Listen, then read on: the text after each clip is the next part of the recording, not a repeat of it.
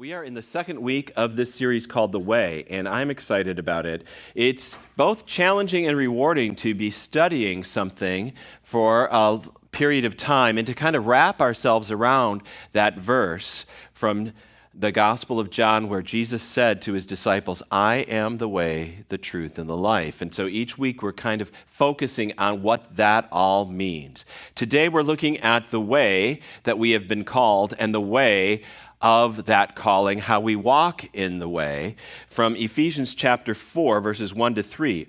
Our passage is short for a change, okay? And it says this, I, therefore, a prisoner for the Lord, urge you to walk in a manner worthy of the calling to which you have been called, with all humility and gentleness, with patience, bearing with one another in love, eager to maintain the unity of the Spirit in the bond of peace.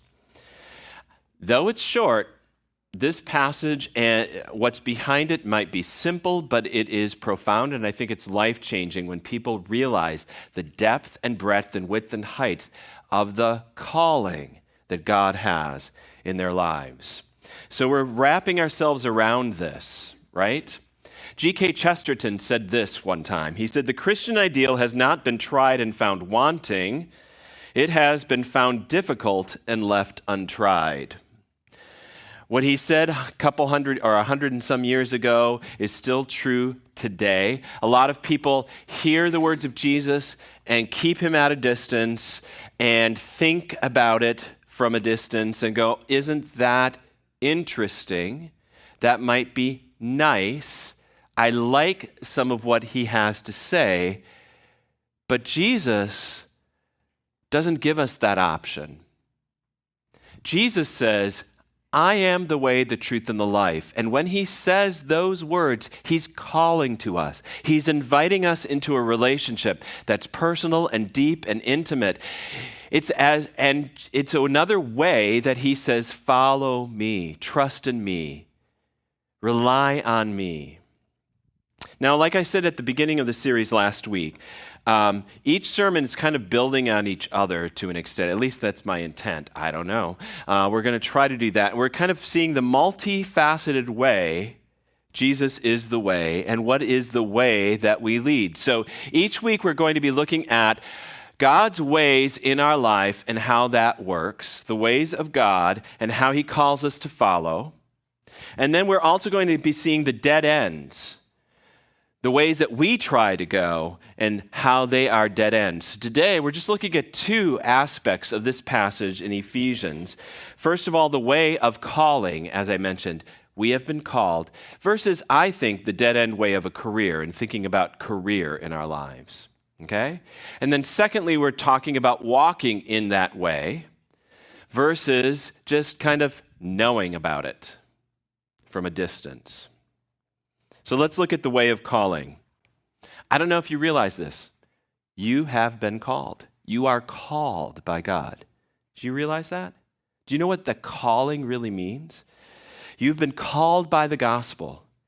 And it's so different from just having a career or an occupation or a job or just trying to figure out, why am I here on planet Earth? I'll tell you, it's fascinating. This next week in my leadership class at FGCU, we're going to be looking at this question of purpose and meaning in life.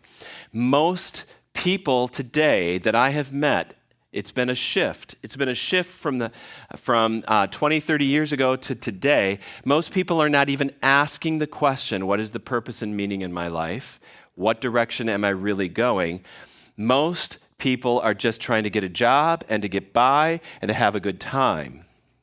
And I think it's been a shift because there's been a shift throughout this world ever since, in Western civilization at least, we've gotten into this period called the Enlightenment, which was to kind of cast off the authority of anyone above us, whether it's the government or kings and queens, etc., right, in Europe, and also the church that would tell us what to believe or to do. And now we're going to figure it out for ourselves. We have found that it's kind of like a puppet cutting his own strings. Our lives are kind of a little lost and powerless, and we're not quite sure. There's a man named, and I brought this up before, Martin Heidegger. He was a philosopher Very hard to understand. I really don't get him that much, but he lived in Germany in the 1930s, etc. And he said the common experience of human beings in this world, he tied up in this German word called Geworfenheit. It's kind of like Farfignugan and all those other words, you just kind of like, wow, German can put these words together. How do they do that? Geworfenheit, which meant that the experience most human beings have is to be thrown out into this world, just like cast out like a dirty rag or just thrown out into the middle of this chaos. It's like, whew, there you go. Good luck. Figure it out. And so when I ask the students to come up with a purpose and meaning in life, the best, first of all, their experiences, they've just been tossed out into this world. They have no idea who they are, why they're here, or what they're doing. And so you ask them to figure it out, and they're like, how can you figure this out? I don't even know how to figure this out. I don't even know where to start. And why would I want to? What I'm trying to do is get a good paying job. And what I'm trying to do is just get a career. And what I'm trying to do is have a good time. That's basically the purpose of my life.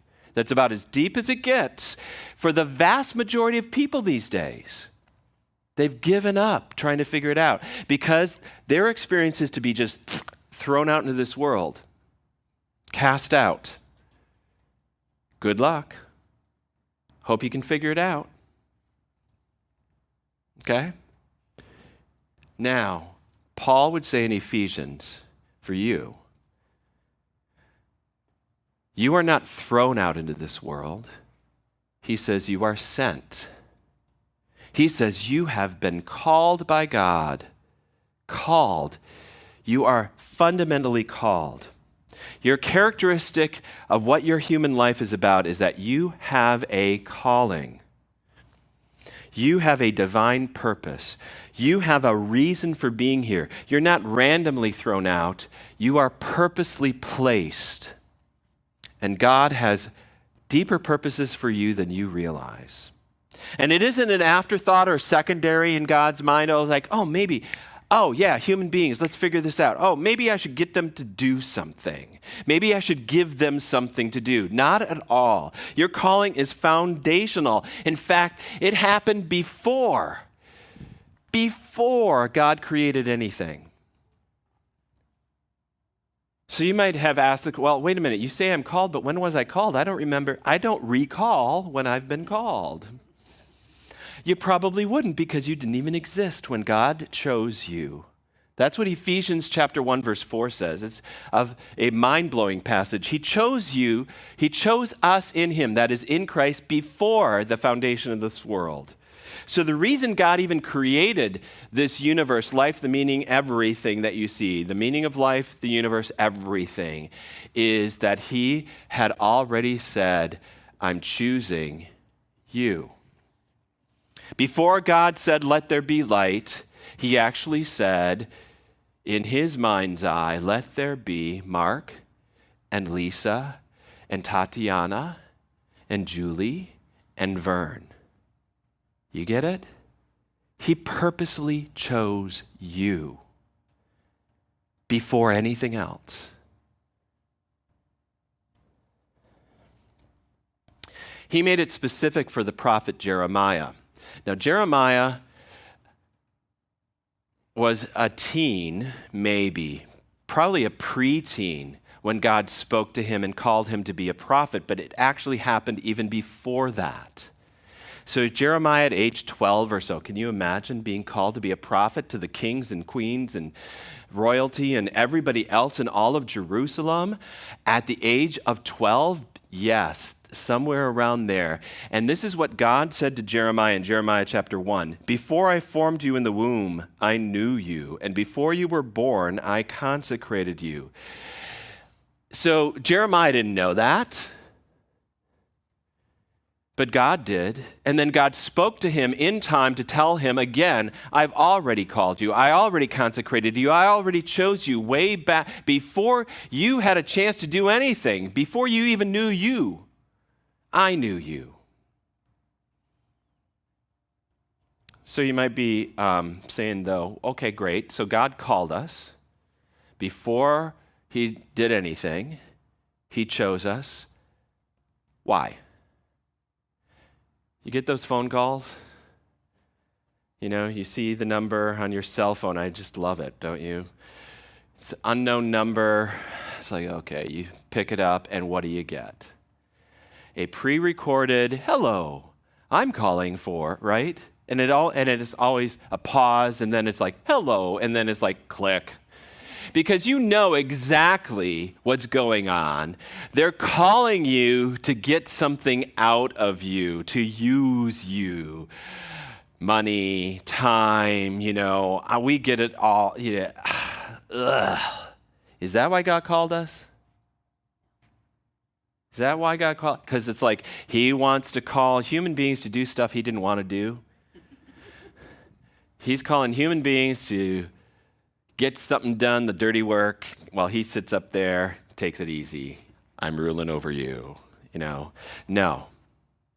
This is what Ephesians chapter 1, right after he says he chose us before the foundation of the world, it says this, in love, he predestined us for adoption to himself as sons through Jesus Christ, according to the purpose of his will, to the praise of his glorious grace, with which he has blessed us in the beloved. Okay, so he called you out of love. The whole reason he created this universe, the whole reason he said, let there be light, was that he loved so much. He wanted to love you. He chose you to be blessed, it says in his Son, Jesus Christ. So the Father who always was, and the Son whom he always loved, through the gift of the Holy Spirit, comes into our lives that we might join in the love between Father, Son, and Spirit. The same love he loved his Son is the love he loves us. And he brings us into that, Father, Son, and Spirit. So you were called to be in fellowship with the God of creation, Father, Son, and Spirit. And why were you called? To what end? He says, to display God's glory, to be his representative on earth, to image him, to show what he's like to the rest of creation, to steward everything that is under your care. From Ephesians chapter 2, Paul put it this way, for we are his workmanship, created in Christ Jesus for good works, which God prepared beforehand that we should walk in him. So you are God's masterpiece. You are the canvas on which he paints his image. You are the canvas on which the colors of his glory are displayed. Your life reflects his goodness and mercy and truth and love. That's why he called you, just to go, wow. And to be wowed by you, to go like, wow, look at this, look at that. Aren't they beautiful, wonderful, great? I've loved them so much, and look at what they're able to do and what I've given them. You've been called to display his glory. Much different than just having a career or a job or anything else. But so what? Okay, I've been called. I'm not just thrown out into this world. I don't have to try to figure it out from scratch. I've got a purpose that's kind of front-loaded already. It's built into the work. It's true. I think there are some basic implications of this. We're going to go through 4, A, B, C, D. First of all, A, what a comfort this is. Okay? I didn't do anything to deserve this call. I didn't choose anything about it. But I am the object of God's divine affection and his intention in this world. It's all grace. You know what's great about that is then? Regardless of circumstances around me or situations that I face, nothing can override the fundamental fact that I have been called, I have value, I have worth, I have purpose, I have meaning, I have direction, I have a destiny, all because of God, who did it even before I was born, before the world was created, so there's no question. It's all there. That's great comfort to me. B, calling, like I've mentioned a couple times, is much deeper than having a career. A vocation is much more important than an occupation. Your destiny is higher than a task that you accomplish. Your calling is always greater than a job. Here's a good illustration of that. We all do mundane tasks. We all do things in this world, but when we have an understanding of we've been called by God to display His glory in whatever we do, it changes the way we see those tasks. So one person will say, "What are you doing?" "Oh, I'm laying bricks." The next person will say, "What are you doing?" "Oh, I'm building a wall." But the third person who understands his calling and his divine purpose and the divine direction says, "I am helping along with others building a cathedral." You see, you are God's masterpiece. You are His cathedral. You are the temple that God displays His glory in, and everything in your life that's being built, that's being done, is able to display that glory, and everything has divine purpose, even the most mundane tasks of laying bricks. C, your calling's sure. Your calling is certain. You don't have a calling, your calling has you. It's a big difference because you can switch a career and you can walk away from a job and you can retire from an occupation, but you cannot leave your calling. Okay? This is what Paul puts in Romans. He talks about this. He says this pretty clearly. He says, for the gifts and calling of God are irrevocable. The gifts and calling of God are irrevocable. That he basically says, God has called you, He's gifted you, and even when you mess up, He doesn't say, "Oh, I'm taking that back now." You don't get that. No, He gives and He doesn't hold back. He doesn't only give so long as. So He has given you a calling regardless of how you respond to that calling, and He will not take it back. Okay? Now, Jeremiah understood the depth of his calling in one sense, and he wasn't happy with it, by the way. He was a 12-year-old and then a teenager that was pretty well like a lot of 12-year-olds or teenagers. He was called the weeping prophet. He complained a lot, but I would complain too because his life was tough. And he couldn't let go of his calling, though, even though he would try. And he wrote this in Jeremiah 20 after he has gone through so many things and been treated poorly by the kings and others around him and acted like he's the traitor. He says, "If I say I will not mention him," talk about God, that is, "or speak any more in his name, there is in my heart as if it were a burning fire shut up in my bones. And I am weary with holding it in, and I cannot." If Jeremiah saw being a prophet as a profession, he could have just said, "I'm off the job now." Or a career, "Well, I'm not getting anything out of this anymore. The pay's lousy. The respect is gone. Forget about it." But his call was so deep and so profound that there was no way but to follow through with it, to be the prophet, to be the one who kept speaking, to be the one. Your call is such that it can, on a profound level, be the thing that you cannot but do and be. And to be tapped into that passion and that understanding, that fundamental issue. Okay? Jesus said it this way to His own disciples, "You did not choose me, but I chose you to bear much fruit." So it's not even a choice to have a calling. You have been chosen.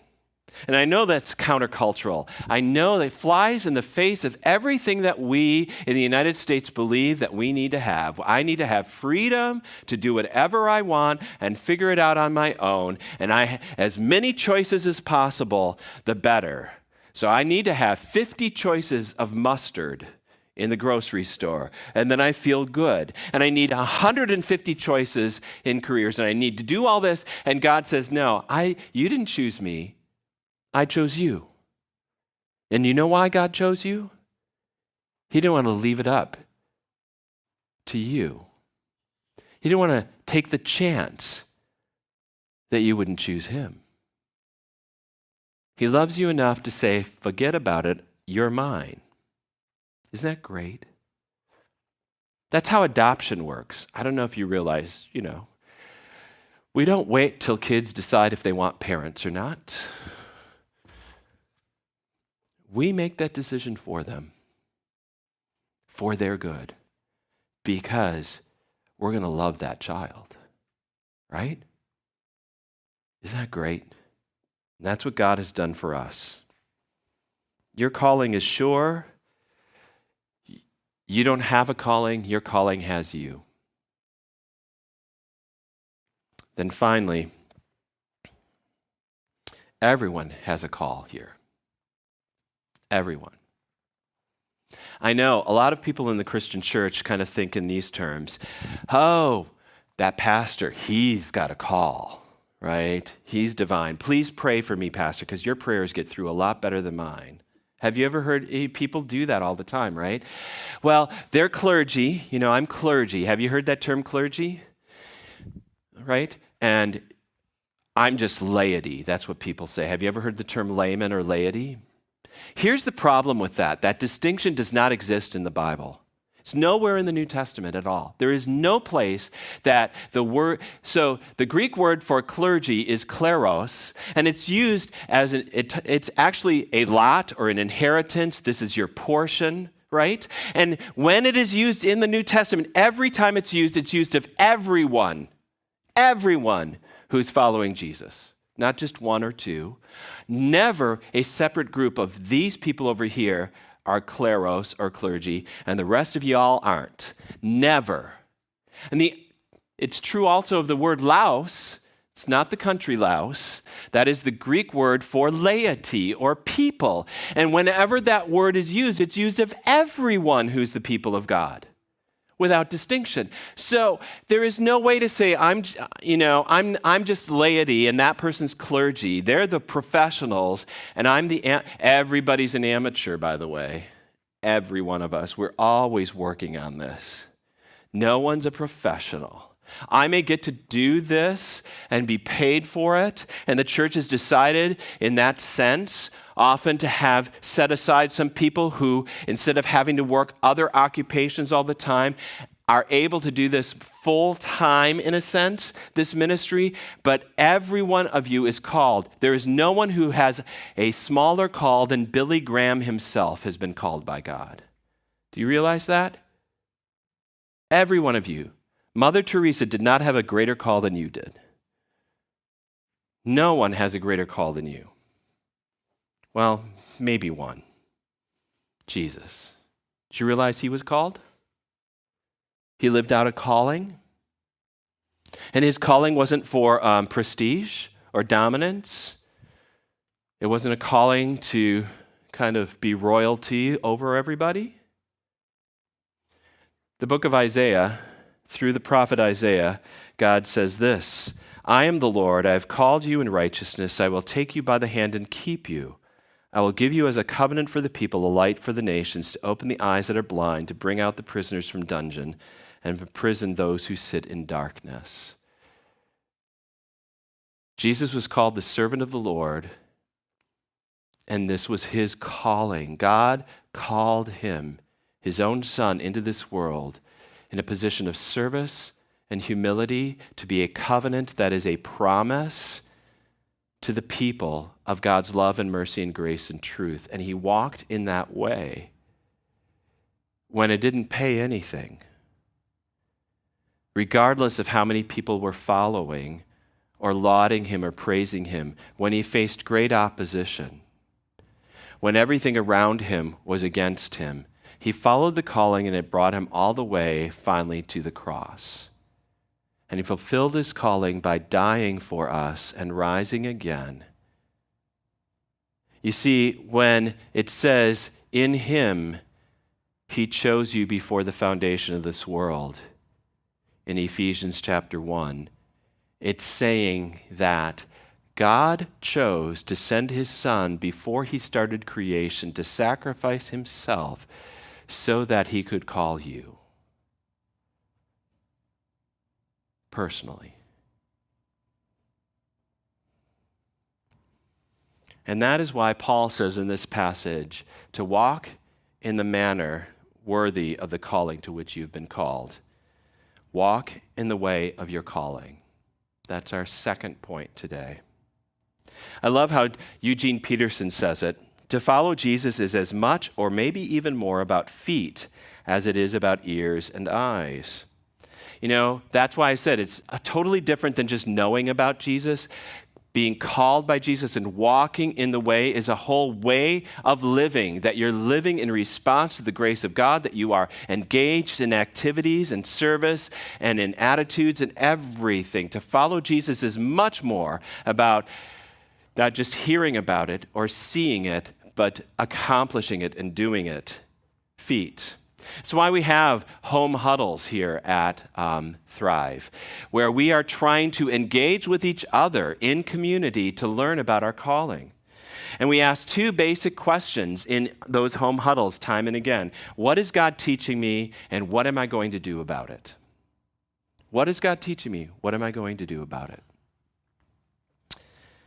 You might say, well, home huddle, small group. It's not just a small group Bible studies. We actually do things together. We learn, and you go, well, why do I need to do that? Well, do you know the shape of your calling? Do you understand your calling is unique? It's about your experience, and it's about your story, and it's about your gifts and your personality, and all of that wrapped together that says, this is to what I am called and how I display God's glory and how I serve others. And you can't do that alone. Paul, in this passage, says to walk in a manner worthy of your calling is to walk in humility, he says, with patience, bearing with one another. All of these terms are saying the only way to really live out your calling is in community. It's with others. Because your calling is to serve others. Your calling is to encourage others. Your calling is to care for others and be loved by others and to grow in community. And together we display the glory of God in the way that we interact with each other. So Jesus said, follow me. He didn't say memorize these facts. So you have been called. God has called you in love. He has chosen you before the foundation of the world. He appointed you. He has authorized you. He empowers you. He gifts you. He fills you. He enlightens you. He forgives you. He displays his goodness through you, and he keeps you, and he sends you out into this world. So, for some of us today, maybe this is time for a recall. Do you know how recalls work? I've got a couple on my car right now. I get a notice that something's kind of not working right? It's going to break down. It could cause a hazard or something. And so you take it into the shop. That part gets replaced. No cost necessarily to you, just your time and all that stuff. And you get it back, and it's working better than ever. I think I need a recall because there are parts of my life that are a bit broken, not working right. I'm not walking necessarily in a manner worthy of this calling. And it's time to be recalled, to recall what God has already done for me, and to live again and again in that. It's called repentance often for the Christian, and there's nobody that's ever beyond that. I never get to the point where I am hitting on all cylinders and everything's working perfectly and I need no improvement. Recall.